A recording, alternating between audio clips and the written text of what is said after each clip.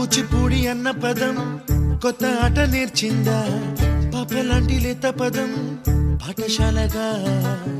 కూనలమ్మ జానపదం పల్లె దాటి వచ్చిందా, చవళిల జానతనం పాట చూపగా. కుంచెలో దాగే చిత్రాలు ఎదురొచ్చేలా అంతటా ఎన్నో వర్ణాలు,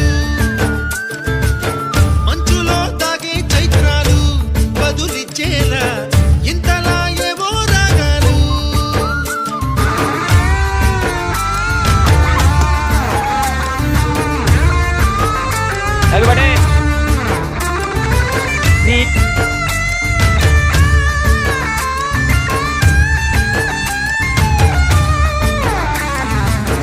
ఆకతాయి సందడిగా ఆగలేని తొందరగా సాగుతున్న ఈ పయనం ఎంతవరకో రేపు